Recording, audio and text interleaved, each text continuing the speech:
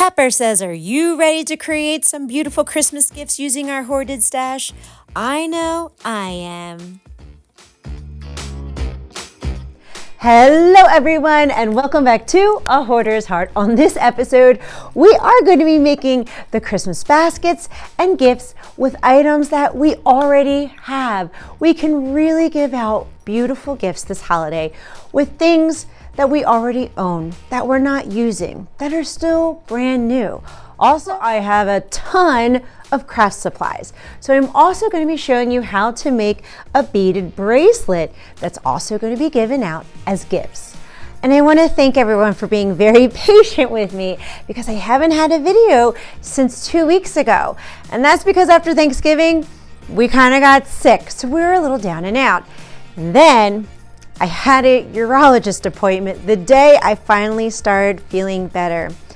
And I got news that after the holidays, I'm going to be needing surgery on one of my kidneys. They found a very large kidney stone that's impassable, and they're gonna have to go in through my back and get it out. But I don't want to bring the mood down because I was shocked. I processed it, and I have good faith that it's going to be okay, and that I know that I have all of you sending me your loving prayers for when that time comes. It's not scheduled out yet, but I will keeping you all updated on that. But for today, I really want to focus where we're at. It's Christmas. I love Christmas. I love the holidays. I love seeing people celebrate the holidays. And I'm feeling great. I'm feeling healthy. So I'm going to be in this present moment today, enjoying my holidays with my friends, my family, and all of you. So let's really get started and start making some gifts. So let's really start focusing on all the fun parts. Everything that we have found down here, we're going to reuse. And for me, it is so extremely satisfying using up my hoarded stash. And the fact that we organized a lot of the Christmas stuff last year, it's so easy for me to find all the things so that we can create these new Christmas gifts. Now, this first basket kind of has a boozy theme. So we're going to be adding these to our basket. I just won it last Halloween in some kind of little piñata thing. But since me and hubby are not big drinkers, we'll be giving it to them. I definitely make sure that if I'm regifting anything, that expiration dates and items are still good. I wouldn't want to regift anything that had gone bad or had spoiled. For myself, I absolutely love giving gifts. It makes me so happy to see someone's eyes light up when I pick out things that they would love or use. Now, this gift is going to be given to my brother-in-law and sister-in-law, and I did get them a $50 gift card to dinner. That's kind of what we do. We've always given each other $50 gift cards to dinners and restaurants that we enjoy. And I just wanted to make this gift extra special for them with all the little extras. And plus, I also know that they are not hoarders. So they will use everything up and trash whatever they're not going to use. And I absolutely love how this came out. This is so cute. And we used things that we already had. I absolutely love that. That makes my heart so happy. Now, I'm sure some of that has stemmed from my hoarding disorder because physical things have made me feel loved, secured, and safe.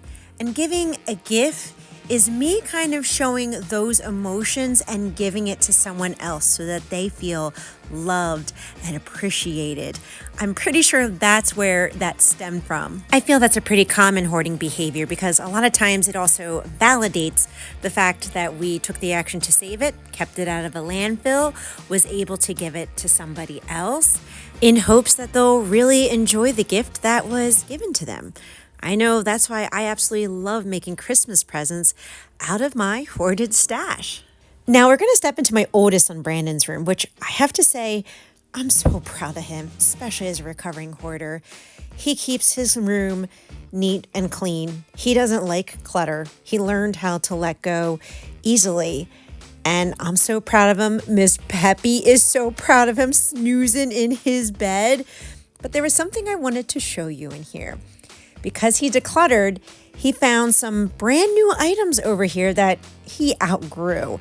So we're going to regift these because I have a lot of nephews and friends' sons that are younger than Brandon, and these will make perfect gifts for them. And I'm just so proud of how easily Brandon was able to make the decision to let this go and to give it away as a Christmas present. We also found this brand new water bottle, and I had an idea with that. Now I'm going to take you to look at this. This is his Halloween candy. Him and his friends had a blast going out for trick-or-treating, but there is no way they're going to eat all of this candy. You've seen this years before, me throwing out candy. So we're going to reuse it for Christmas because we just got it. It's good. These are going to go right into their stockings because they love finding candy Christmas morning in their stockings. And all that Halloween candy is going to be used for fillers in gifts too. That way it doesn't go to waste. This is going to be for a little cousin in her 20s. I think this is going to be really cute, just filling it up with a lot of candy, adding some Christmas Reese cups to it, and of course, a little gift card.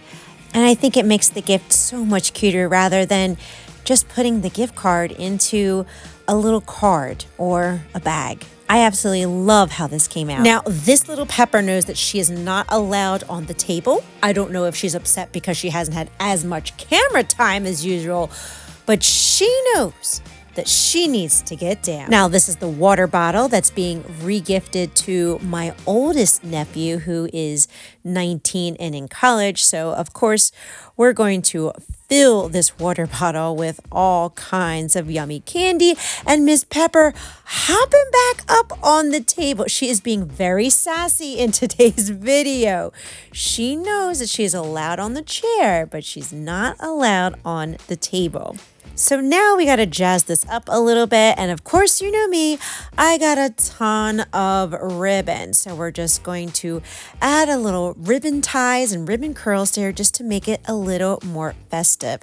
And I also got him a DoorDash gift card because he lives on campus. He's working his butt off, and it will be a lot easier if he could just order food through DoorDash in his next spring semester coming up. And I really like how this came out. I think he's going to like it a lot. Now, I just wanted to share this really quick because this is what's been helping me stay on budget for Christmas. And what you do is you just write who it's for, the budget, and then the gifts and how much it cost. I bought it in Christmas 2022, but there's so many pages and I don't buy that many gifts. So each year I'm just going to tab it to keep track of it. There is a link in the description box below if you want a copy of this book, or honestly, any notebook and paper and pen will do to help keep track of how much you're spending. And next, it's time to do a little crafting. Now, I already made some gifts for family members, and I already have all the crafting supplies. When I design a bracelet, I lay the charm out first and then build out the design. A very small wrist is 18 beads and an average size is 20 beads. Now I use this string because it has the best elasticity to it. I'm going to thread it through the needle, and then we're just going to put the beads through. Now I always put it on that charm that holds the bead because that's where I'm going to hide the knot. And once you thread it all through, I like to double string it. It just makes it stronger to prevent it from breaking. So what I'll do is I'll go back through that clasp, through the beginning, and start to wire that again. When I go through the first couple of beads, I'll pull it tight so that way it forms the bracelet. Each time you thread through a new set of beads, you're also going to have to pull it. That way, there's no loose ends in between the beads. Now, when you're done, simply cut it, and we're going to do a knot right in here, just like tying a shoe. Now, I like to do a couple of knots just to make it very secure, and then I take this type of glue and I glue it. It seems to really keep a nice seal on it. Next, we're going to connect the charm to the bracelet. I have my gold jump ring right here to connect it. I'm going to pull it apart with my pliers, connect the charm, and then put it back onto the ring and secure it in. And the last thing I do is I take my scissors and I just cut off the little string tails, and I have a finished bracelet to give as a gift.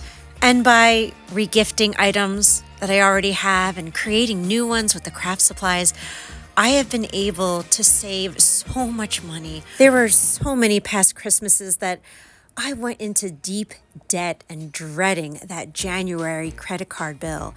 And this year, I don't have to worry about that. And I can actually enjoy all the family experiences that we're having together and creating new memories, because for me, what's important is finding ways to enjoy life rather than having more things and more clutter. And my hope and my prayer is that this video motivated and encouraged you to shop your hoarded stash and not go into deep debt this Christmas season.